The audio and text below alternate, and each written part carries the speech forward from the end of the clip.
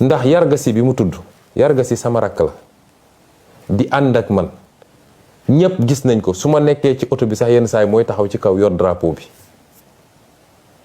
su may tukki moo may gunge ba aéroport ba ci avion bi ndax comme aéroport lay liggéey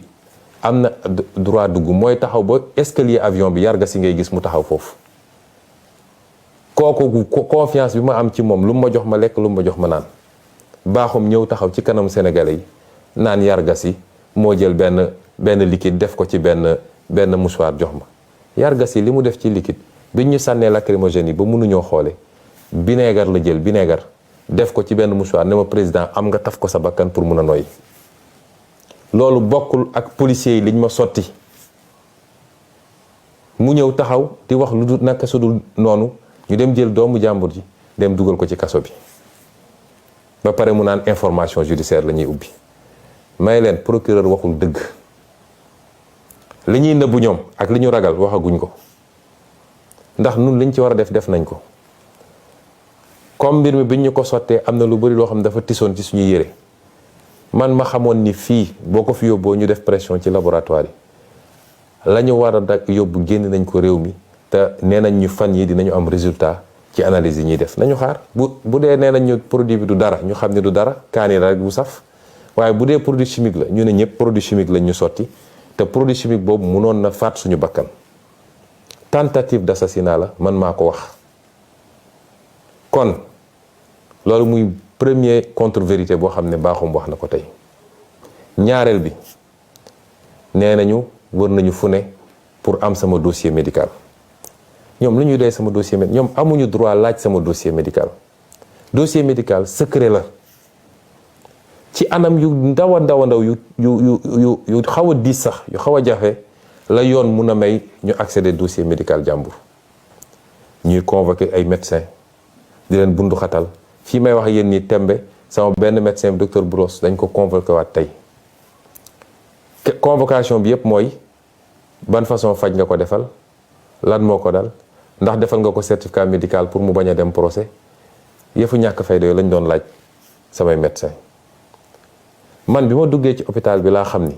comme état saay-saay lañu yor état wuyu la seen yoon newul ci loi moo tax ma ne leen ku dul samay médecin bopp du ma jege su dul woon sax loolu man fi ma toll ci dëkk bi nag fi ma toll ci politique ak ñi may rëbb ñëpp xam nañ ne nag sama yaram du ma ko jox n'importe qui dama am ay médecins yoo xam ne ay ati at maa ngi ak ñoom moo tax bi ma duggee ci hôpital ba dama ne waa hôpital ba seen plateau médical bi la ñu soxla waaye nag am naa samay médecins ñoom laay woo ñu ñëw xool ma samay médecins ñoo ñëw spécialité bu nekk orthopédie ophtalmologie nu mu tudd pneumologie médecin généraliste yépp dama woo samay médecins ñoo ñëw xool ma la ñuy bind ñu bind ko bu may jógee ci hôpital bi bàyyi ma fa sama dossier médical parce que su ma ko fa bàyyi woon dem nañ ko jëli te duñ ko teg ci yoon sama dossier médical mi ngi nii moo tax procureur li mu doon lire xaw ma moo ko créé xaw ma fu mu ko jëlee sama dossier médical mi ngi nii ba may jógee ci hôpital ba ñu bindee li ñu bind bépp ba médecin bu nekk def li mu war a def damaa jël sama dossier médical génne ko andi ko sama kër gii maa ngi ko tëj sama biir kër nee na lire na dossier H23 00167 ñoo xam fu ñu ko jëlee peut-être li fa nekk mooy la ma fay ci chambre bi ma occupé waaye sama dossier médical de bu soobee yàlla du procureur du juge du kenn koo xam ne di nga xam li nekk ci sama dossier médical bi ba tax ma ne nag ñoom lan la ñu tiit ak lan la ñu ragal